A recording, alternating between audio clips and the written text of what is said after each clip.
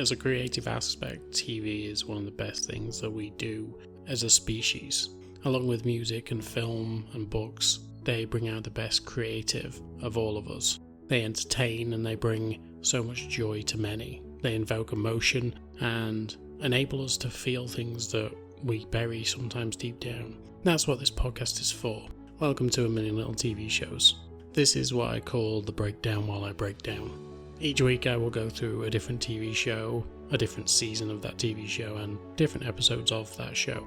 And I will break down not only emotions, but I will break down stories from my life, and let you know why these TV shows mean so much to me, and why I believe that they are some of the most important shows out there. This podcast is here to highlight a lot of smaller TV shows, or TV shows that don't really get a platform, because we know of a bunch of TV shows that get a multitude of different podcasts. Ted Lasso, Game of Thrones, The Office, they've all got several podcasts out there analysing all types of different things. But there's not many out there for the little guy, and that's what I'm trying to highlight. So each week I will go through a different show, different seasons, different episodes, and I will go across all different kinds of genres and different countries to bring you what I believe is some of the best TV out there. So I'm glad you're here with me. I'm glad you're here for this journey. And if you've watched the shows before and you wanted to come here and get an analysis on them and have someone go through them and pick out bits that you might have enjoyed, then I'm glad you are here. If, however, you have never watched the show and you just want to come and have someone talk in your ear about different TV shows, I'm glad you are here. But I hope that it inspires some people to go and seek out these TV shows. They deserve to be watched. They were made with love and care, and they are the same as this podcast, made with love and care. I am your host, Mike, and I will take you through every adventure, every horror, every piece of drama, and I hope that you enjoy the show. Hello there, and welcome back to this A Million Little TV Shows podcast. This is now episode 12 of season 9, and I cannot believe that we are almost on season 10, but for now, we're just carrying on. And what we are carrying on with today is the follow-up episodes for Saint X. And so let's have a little recap on what this show's all about. So it's sort of set over 3 timelines, with a woman in sort of the modern day investigating the death of her sister, which happened 20 years earlier after she meets a man who she recognises from that time. That time being 20 years ago, they were actually on a Caribbean island and her 18-year-old sister went missing. Eventually, her body was discovered and it was inevitably going to be her sister.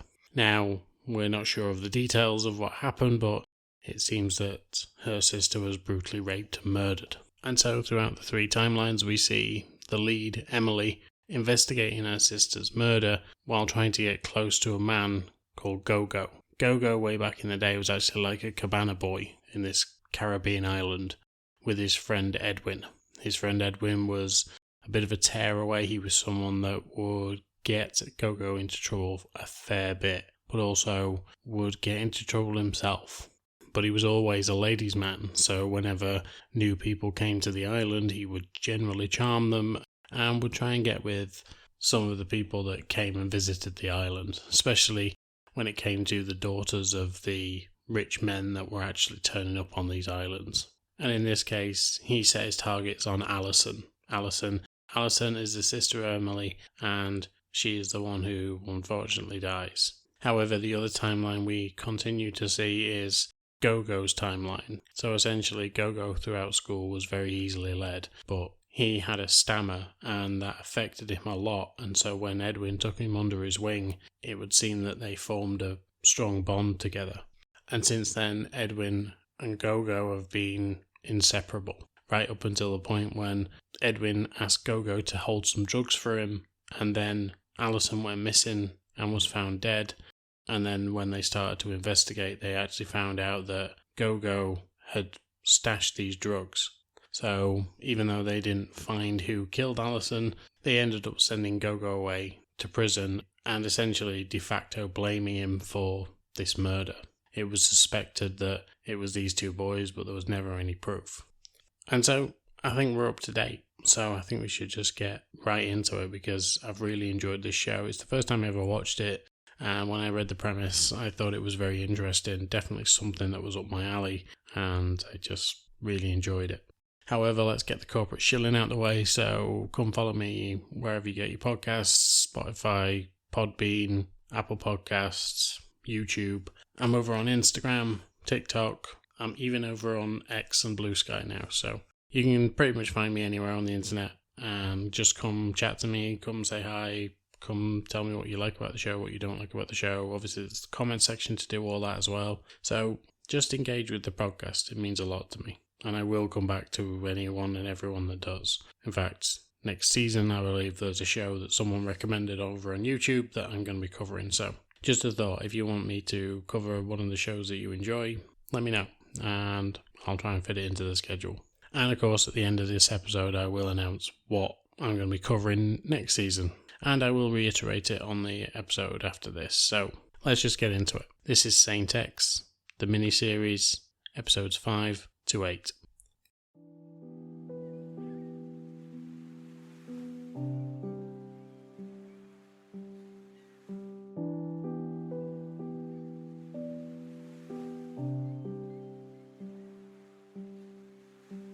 Episode 5, Colonial Interference. So I think it's best to actually start with what happened on the island years earlier. And so as I've been stating, we tend to see these from Alison's point of view. Emily at this point is just a bystander, and all she ever does is look up to her older sister. As I've said, her older sister is a bit of a tease and, likes to play the field a bit. She's on holiday, she's doing her thing, and that's okay. But the first person that actually notices something's different about her is her father. And her father takes her to one side and essentially says, "Don't ruin yourself and don't ruin this boy." Essentially, she thinks her father's being racist because Edwin's black. But he says, well, no, it's nothing to do with that. It's actually to do with the fact that you could have this boy fired. This might be against his work ethic. And you're going to be here for a couple of weeks, basically. And he's going to live here for the rest of his life. So don't make him lose this job just for a silly fling, is essentially what her dad's saying. He doesn't say that exactly, but that's essentially what he's saying. He also points out that Tyler would be a better fit because there's going to be a connection there when they get back to the States. He's going to Princeton and she's going to Yale, or vice versa. And it seems that they are only a state over from each other. They're like 3.5 hours away. So it would be feasible for them both to be together if they really wanted to be, and would make more sense.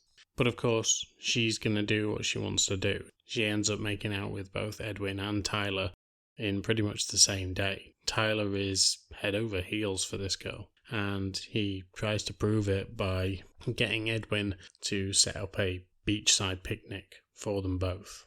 However, throughout the episode, she has stated that she isn't ready for anything too physical. She doesn't mind very heavy petting, but anything else she's not really into, especially when it comes to Tyler. And so when he starts to take advantage of her, she tells him no. And she's very firm on that and seems to be a very strong-willed young woman. She tells him no firmly and walks away from the situation. As for Edwin, we actually find out that he seems a little bit jealous when it comes to Sarah and Gogo's relationship. We saw earlier on how Gogo and Sarah actually ended up getting together for that one night, and she ended up pregnant from that one night stand. When Edwin confronts her about this, she kind of says, "Shit will get off the pot. You've never seemed interested in me, and now all of a sudden you care who I'm sleeping with. Like, make up your mind. You essentially have a stream of girls around you at all times whenever they turn up to this resort, but now you're telling me what to do when it comes to my love life." And it would seem that he has been very gaslighty when it comes to Sarah. He has been for many, many years now, it would seem, as well. So there seems to be quite a light side and a dark side to Edwin. Back in Emily's timeline, however, she is trying to get closer and closer to Gogo. Now that she has discovered he's in the city, she wants to know exactly what he's up to, where he's going, who he's meeting, and whether Edwin is still in the picture of his life. And so when he tells her a cryptic, "I'm going to meet someone from my past," she starts to follow him more. However, this ends up being disastrous for her because her friend who she's spoken to about this is someone who she works with. And Emily has been trying to finish a project for a while now, but her head has not been in the game and she has now got up to the deadline when her friend tells her, look, you need to finish this shit because we're in trouble right now. She doesn't heed the call. She ends up bailing on her and both Emily and her friend get fired due to this. She's also seeing strain when it comes to her and her boyfriend. Her boyfriend mentions that he has seen her around with this guy, this taxi driver, and she just kind of brushes it off. I mean, you would, it's a taxi driver after all, but he seems to mistrust her at this point. He knows that she's lying to him about something, but he can't put his finger on it. And so he's getting a little bit frustrated by this whole affair. The fact that she is being so evasive when it comes to her private life right now, when she seems not to have been before. And so Emily ends up following Gogo to this art exhibition. While she's meant to be doing this project, she decides to bail and just does this instead. And so while she's there, she's expecting to actually see Edwin for the first time in many, many years. But the problem with that is when she gets there, the person that is actually there she barely recognises. A woman named Berry is actually doing the exhibition. Gogo knows her because she was someone where Gogo had a crush on Sarah, Berry seemed to have a crush on Gogo. She tended to follow him around a lot and try and be available to him whenever Sarah had let him down, or Edwin had let him down, but he'd never actually managed to notice her. She, however, says that she has something for him that she's been keeping for a while. She heads off and she hands him a letter. He reads it and Sarah witnesses something flash across his face, but she can't place what it is. Gogo doesn't know that she's there and he ends up just walking out, ignoring Berry and just going. After this, like I say, Emily gets the news that she's been fired as well as her friend, and that her friend just doesn't give a shit about what Emily has to say anymore. She really let her down on this one and she just doesn't care. Emily's boyfriend, however, ends up walking into the cafe, the restaurant, whatever you want to call it, where Emily has begun to frequent, just while waiting out for Gogo. He walks in and he tells them that he's tasted some amazing plantain from this particular store, and then he turns around and he sees a man who is familiar to him. Of course, it's Emily's taxi driver, Gogo. Gogo clocks him and has heard that this man's girlfriend, Emily, has been in and out of here. Now, as far as he knew, she was single, and so now he knows that she's been lying to him, and whatever else she could have been lying to him about as well. So there's going to be a lot of questions for Emily, from her friends, from her boyfriend, and now from Gogo as well.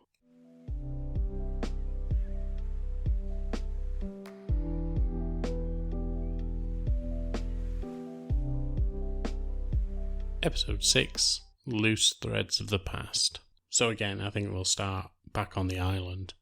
Throughout the episode, Alison keeps getting teased by Edwin because it would seem that he's trying to sort of create some distance between the two of them when they meet up at their secret hideout where Edwin usually goes for his break.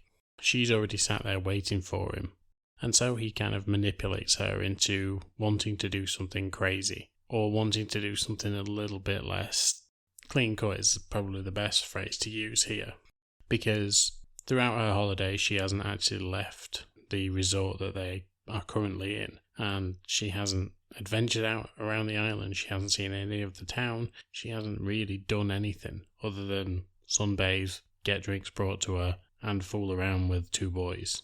And so maybe she should see a bit more of the island before she leaves. So that seems to be her mission. She wants to go out and do more things, all to impress a boy. And when she actually speaks to him at this little hideout that they've got, she seems to be less mature than I've seen her throughout any of the other episodes. I mean, she's young and she's naive, and okay, that's fair enough. But in this, she is a little bit too much. She's a little too giggly, she's a little too terrible flirt. It isn't really a flirtation you wouldn't see out of, say, I don't know, a high school girl from a TV show. She's very giggly and it's quite insufferable in all fairness. But Edwin laps it up and, tells her basically that she needs to get out there and do something with her life instead of just staying in this resort. And so now that's her mission. She goes and tells her parents that she wants to go out for the evening. She wants to go somewhere, and when she arranges it with Des, he says that he's going to get her a good trip into town. However, after Emily, Claire, kicks off and says that she doesn't want to go, Alison ends up speaking to Des and tells her that she can't go. Turns out, however, that all Des had done is organise a bus trip into town. So essentially everyone from the hotel was going to be going. So it wasn't really going to be a special trip out into the cultured island. It was going to be the usual touristy thing. And once again, she gets mocked by Edwin for this. And so it feels like, why the hell is she trying to impress this boy?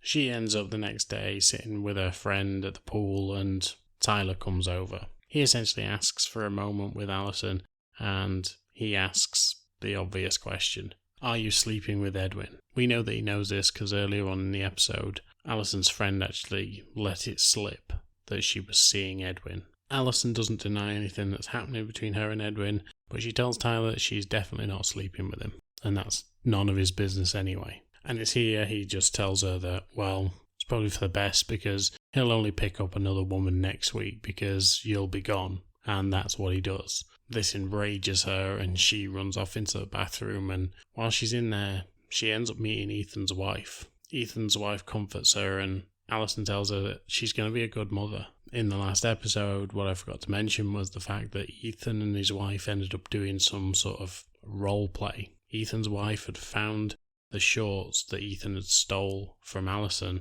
and decided to wear them so that her husband would be interested in her again and not the young woman who is parading around the hotel. And so after this exchange, Ethan's wife realizes that she's done a bad thing. What she's done is quite grubby. And when Ethan ends up bringing another item of Alison's clothing to her, she essentially says, look, we're not doing this again. I wanted you to just get it out of your system, but you don't seem to grow up. It would seem that Ethan has done a lot of other bad shit in the past, like affairs and sending dick pics and God knows what else. He is a bit of a scumbag, but he's got this obsession with Alison now, and he even ends up calling her a bitch at one point, but his wife tells him off for that. So it would seem that Ethan is definitely going to be in the frame for whoever killed her. But also we've got Tyler in there as well, because he's had his heart broken by this girl, and he is, in the eyes of his father, a weak person. Let's not forget his father isn't exactly a saint at all. And so maybe he's the one who did whatever happened to Alison. But once again, all fingers are pointing towards Edwin and Gogo. Edwin, however, throughout the episode is rubbing up people the wrong way. He and Des especially get into it because Des overheard a conversation between Edwin and Sarah, and now believes that Edwin and Sarah have either been an item or are an item or want to be an item, which obviously doesn't bode well for his best friend Gogo. And of course we know in a later episode that he was with Sarah anyway in the future. And then we find something out about the actual life on the island. So one of their workmates ends up getting fired because he's been seen doing certain acts with men in a public setting. And we find out that the gay couple who were on the island as well have decided to go out there one night. As they walk out there, they start to see people obviously doing what they do, getting their freak on. When they look further, however, one of these has a very distinctive look about them. And when he turns round, the gay couple realise that Edwin is either gay or bisexual at this point. And so now Edwin is going to have to keep his secret as well, because he doesn't want to get fired from this place. Going forward a couple of months, we actually see the fallout of what happened to Alison's parents and her sister. Her sister never felt loved by her parents and always felt like she was second fiddle to her sister. Once the sister had gone, she really felt that strain. And so I believe they were living in New York at the time, and they ended up moving out to California, because all that ever happened was they were haunted by the memory of what happened to their daughter, and they just couldn't handle it anymore. They wanted to focus on the daughter that they had that was alive, and not the one that had gone. And this is where we find out how Claire became Emily, because when she moves out to California, she's told by her parents she can do anything. She can be anyone that she wants to be. Very much the same way that her sister told her earlier on in the season. She can do anything and be anything that she wants to be. And so she asks her parents if she can become Emily, which is her middle name. And this seems to ease her for a while. However, she's always been told never to talk about her sister. And so in her adult life, when it's declared that her parents are coming over for dinner, a lot of problems start to arise. Her and her boyfriend get into it because he finds out that not only has she been fired, but also he has started to suspect that she is seeing the taxi driver, i.e. Gogo, and that she is cheating behind his back. And so he ends up calling Emily's friend, who was the one who got fired as well, and she tells him all about what's been going on. He confronts her about the fact that she's been meeting up with Gogo, the man who killed her sister, and then her parents arrive. Throughout the dinner, it is strained and it is awkward, and the parents are just trying to reconnect with their daughter, but she just isn't having any of it. She tells them that she got fired, and she ends up having this incredibly intense exchange with her parents. And trust me, from someone who's had a very hard exchange with my own father before he died, where I was literally yelling down a phone at him, telling him that he and his wife didn't split up because of a 10-year-old boy, i.e. me. They split up because of them. That was one of the hardest things I've ever done, and I'm proud of myself for that. But this reminded me of that, this kind of conversation. Totally different vibe to the conversation, but not being able to speak about something with someone that you should really care about is fucking difficult. And so Emily goes off on one of her parents, basically saying how they essentially silenced her for years, and she just couldn't take it. She exploded at them and she leaves the room, and her parents end up leaving. Her boyfriend comes in, tries to comfort her and tries to talk to her and see what the fuck is going on with his girlfriend. But Emily's not having any of it. She heads out and she goes to the one place that she potentially knows she can find comfort. And right now the person that is giving her comfort is Gogo. However, Gogo has had his flat broken into. At the time, throughout the episode, we thought it was going to be Emily who did this, but it wasn't. It was one of his housemates. And his housemate has been pissed off because he's had money stolen from him. And so they end up getting into it in the street. His housemate keeps pushing and pushing Gogo until Gogo finally snaps.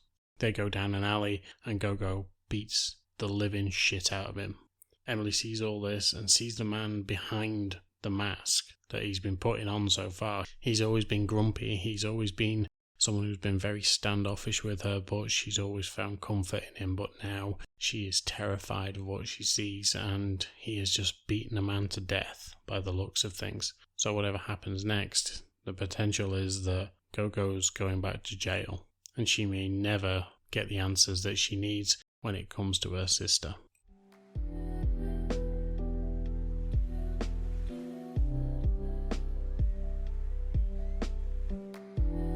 Episode 7, The Goat Witch and the Sinner. And so after witnessing what Gogo did in that alley to that guy, Emily is really fucked up by this. She is having nightmares about him punching this guy, but also potentially raping her sister. And it's really fucking up her dreams. And she knows that she needs to go and speak to someone about what's going on. Obviously, her boyfriend knows now, and he suggests that maybe she goes to see her therapist again, because the therapy sessions were obviously working before until Gogo came back into her life after all these years. And now, like she said, she just wants answers to the question of why did her sister have to die and what happened. As for back on the island, we actually see the issues that being gay would cause. So, earlier on in his life, Edwin was actually caught possibly by his sister, and he was looking at a packet of underwear for men. But obviously, all packets of underwear for men generally have a ripped, fucking hot-looking dude on there. And Edwin was looking at this packet and imagining things as a young boy. He was obviously getting curious about his body, and he had certain urges, especially towards men. However, on the island, anyone who is of that persuasion is actually called an anti-man. Now, I really hope that isn't still true, because that's kind of worrying. But that's how they are referring to it on the show. And so Edwin is having these feelings.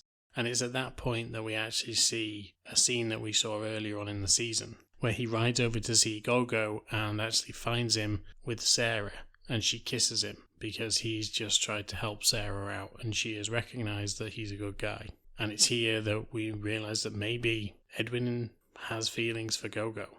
And that's why he's defended him all this time, and that's why he's tried to stick by his side, and that's why he has always been thick as thieves with him. Maybe it's not Sarah that he has feelings for, maybe it's Gogo.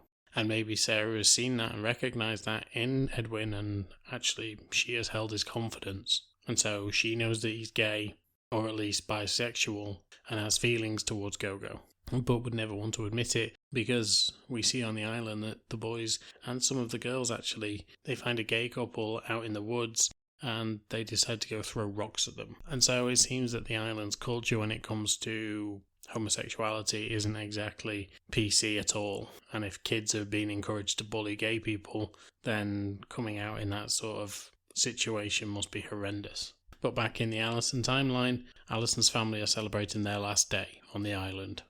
Alison wants to do something special, and when she goes to speak to Edwin, Edwin isn't really interested. Obviously, the night before, he was caught literally with his pants down by the gay couple on the island, or as they keep calling them, the anti-men. Again, horrible.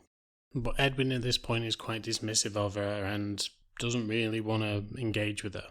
She has ideas of what she wants to do on this last night, and she says that she wants to do something cultural. She also mentions going to what they call Goat Island, but all that contains is goats and a witch. Which is the same witch which is a really bad saying to say, but which is the witch that has actually been not so much stalking, but kind of plaguing, I think is the best word to put, Gogo's memories while he's been in New York. But of course, this is all just island speculation, and there's no real witch out there, and there's no spirits, and it's just an island of goats. So why would anyone want to really go there, is Edwin's excuse. But it's somewhere that Alison has been obsessed with ever since she got to the island. So Edwin is now trying to just get back into his normal routine, and he goes to see Gogo and asks him if he wants to go out on the town that night, so that they can just sort of get away from the resort and get away from everything that's been going on.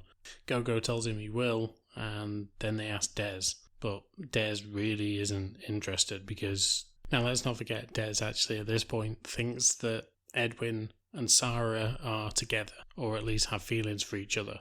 And so he is trying to distance himself from them because he knows that at some point, he, being Des, is going to have to tell Gogo that the person that he loves is actually in love with his best friend.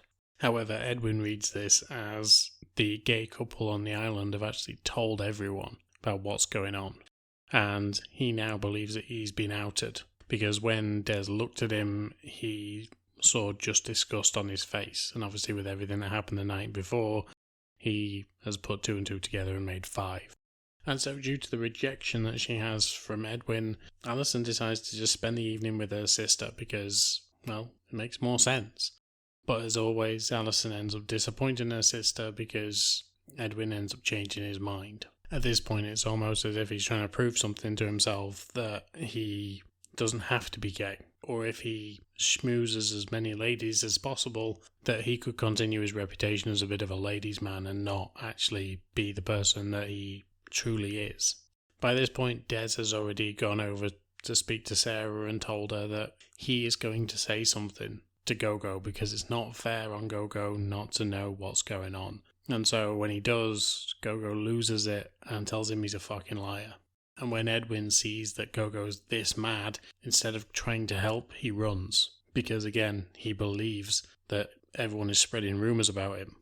It's here that he actually speaks to one of the gay men who's at the resort, and he reassures him that he hasn't told anybody, that his secret is safe. So Edwin doesn't begin to understand why Gogo is going around hurting people. He soon finds out not long after when he is waiting for both Gogo and Alison to turn up. Like I said, Alison has just disappointed her sister, and Gogo comes over to try and confront him just before Alison gets there.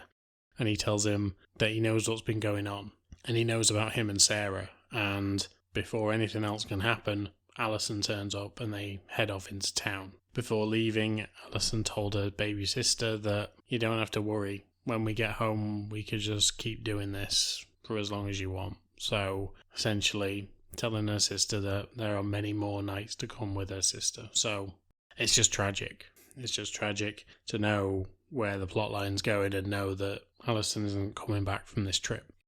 But back in the modern day, Emily, a grown-up Emily, is trying to come to terms with what she saw that night. When it comes to seeing Gogo in that rage, she speaks to her therapist about it, and when her therapist is trying to convince her not to go back to see Gogo anymore, she can't help herself. She tells her that she kind of needs him. She needs to know what happened to her sister, but she seems to like that connection that they've got. She goes out and she finds Gogo. They sit, they play cards, they eat, they drink, and they just talk. Eventually, the subject of death comes up, and Emily admits to having a brother who died and asks if Gogo had ever had anything like that happen to him. He tells her that we should maybe go get something a little stronger, drink-wise, and they end up going out on the town. However, Emily loses herself in the moment. I'm not going to do the Eminem song, and ends up dancing upon Gogo. She's a go-go dancer. Fucking hell.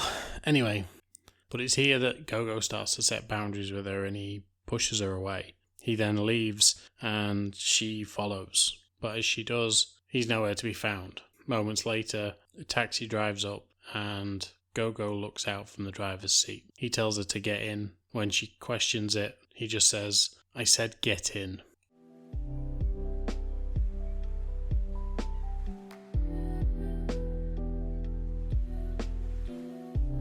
Episode 8, Far Away. So, Emily gets into the car and she heads off with Gogo. She's not exactly sure where they're going, and when Gogo ends up making her get out of the car and tells her to come with him, she's worried for her own safety now. He tells her that he's not going to hurt her and there's nothing like that that's going to be happening.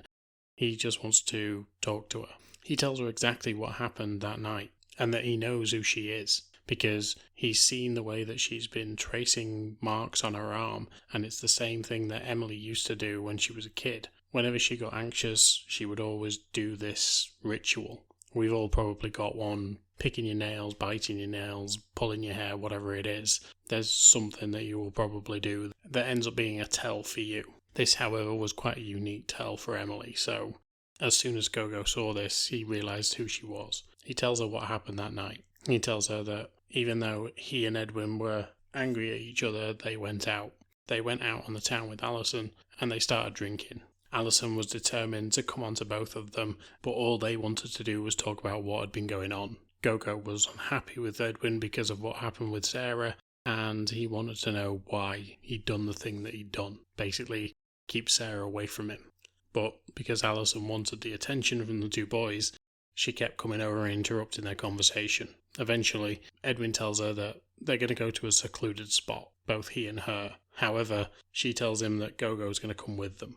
She's been challenged by one of her friends to have a threesome that night with the two boys and make them remember her, have a memorable night together. They go out to this secluded spot, and it's here that Alison feels the way that Emily did in the future. She thinks that she's going to get attacked. She really starts to come to her senses and feels in danger. She's on a strange island with two strange men that she's not really got acquainted with.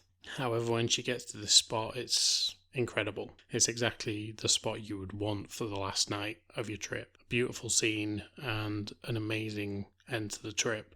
They start drinking and smoking, and Alison feels more at ease, and she starts coming on to both Gogo and Edwin. She kisses Gogo, then kisses Edwin, and then she looks at them both and tells them, "Now it's your turn." Edwin leans in and kisses Gogo. Gogo's shocked, but something's happened right there and then. Something's changed between them.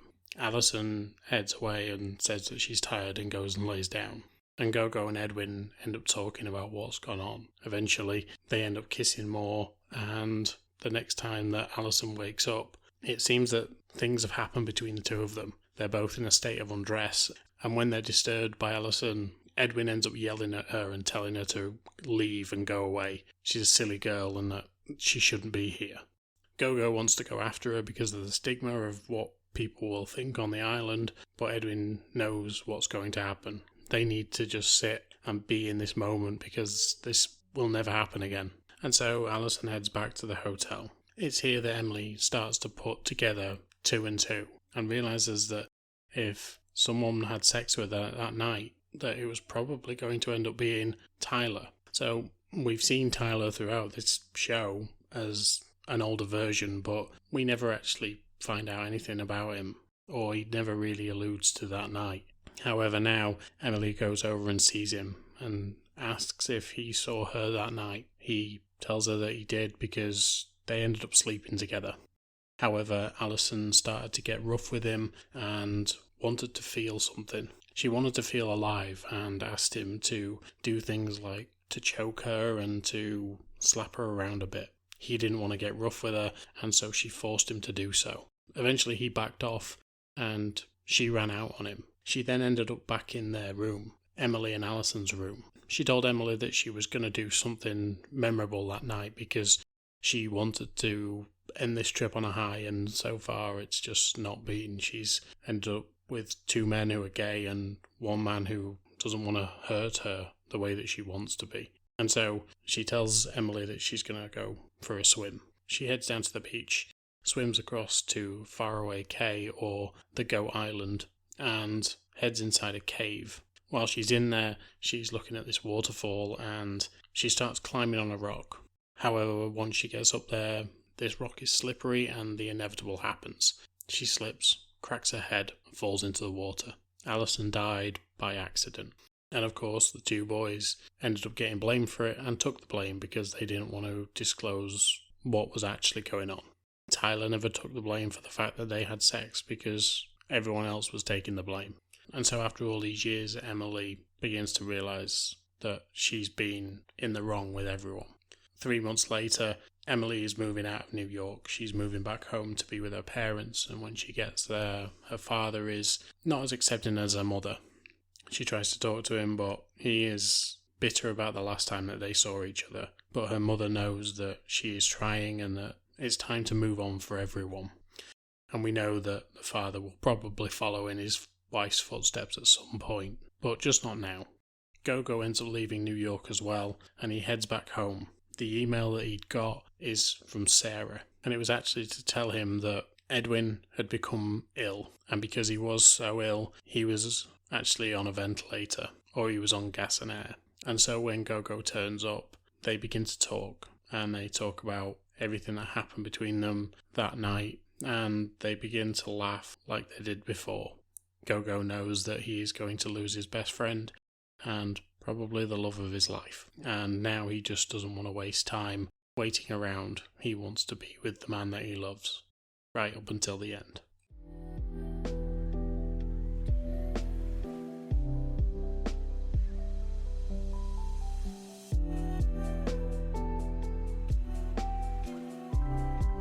Okay, so let's wrap this episode up, and this series. This was excellent.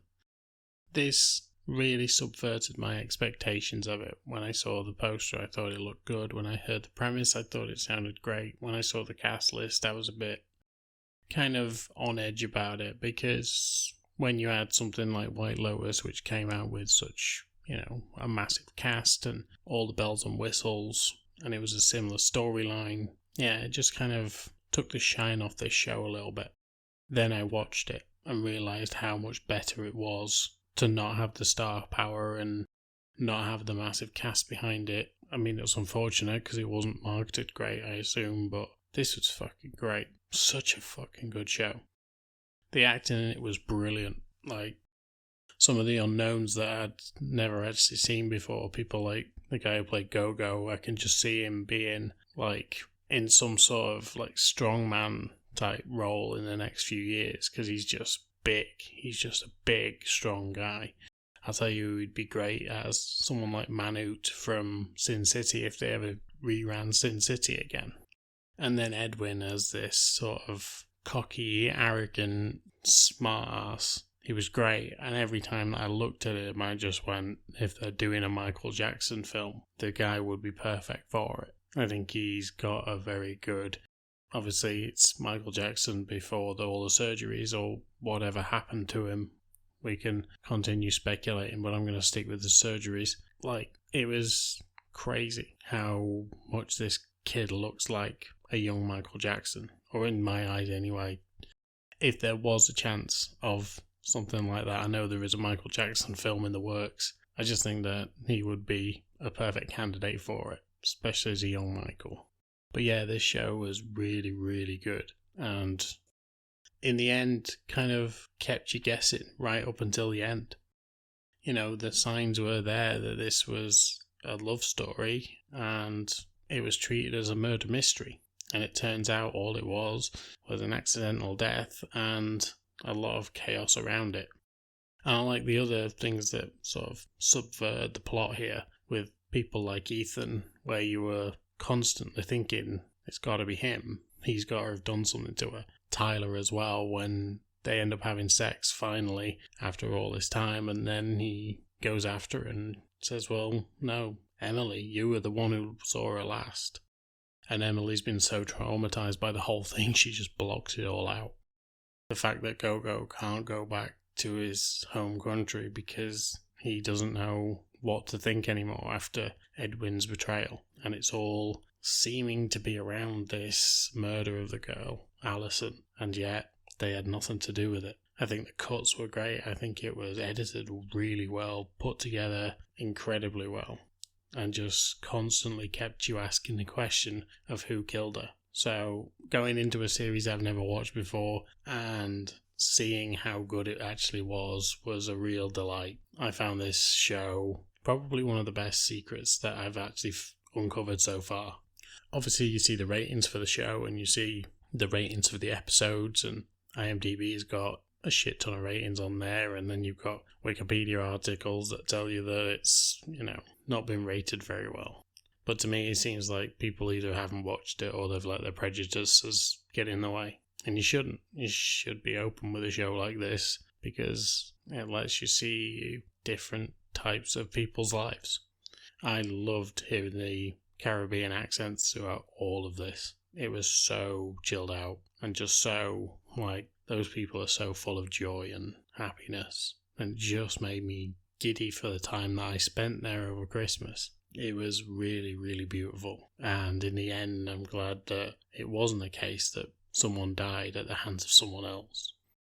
Obviously, we'd have all preferred Alison not to die, but where's the plot in that? Girl goes on holiday, comes back, doesn't really work. But yeah, this was really, really fun. Really, really good. Kept you engaged at all times.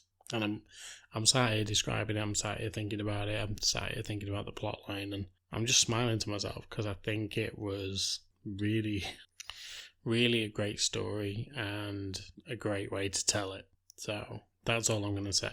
As for today, I'm done. But as I promised you at the beginning of the episode, we're going to have a look at what's coming up next season. So in season 10, we're going to be heading into the world of Mindhunter. Now, this was a show that came out a couple of years back. It's very similar to the likes of Clarice and Hannibal, and that's why I wanted to cover it just now, because it's got a lot of ties to those shows.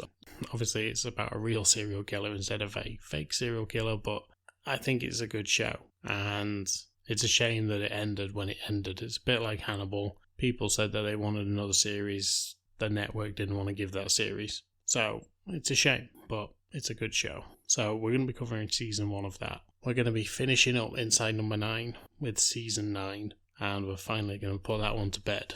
And you can hear my thoughts on what I thought the last couple of episodes. I've already stated what I thought throughout the podcast, but yeah, let's get into that. Maybe I'll change my mind once I actually watch them again. And then we're picking up something that someone sent me over on YouTube. We're going to be watching a show called Friends from College. Now, when I saw the cast for this, as in Colby Smulders and Fred Savage, I was like, I'm going to have to watch this. Because Fred Savage was part of my youth. The Wonder Years were something that I grew up with. So seeing someone like Fred Savage back on my TV, I know he's been in a lot of other things, but seeing him in that just gave me nostalgia, and I wanted to see him again. And Colby Smulders is just amazing. I love that woman to bits. I think she's fucking great. And then we're going back into Loudermilk. We're going to be going on with season 2 and going through him and talking about what he's been up to in that season. And then we are finally getting back to Miracle Workers Season 3.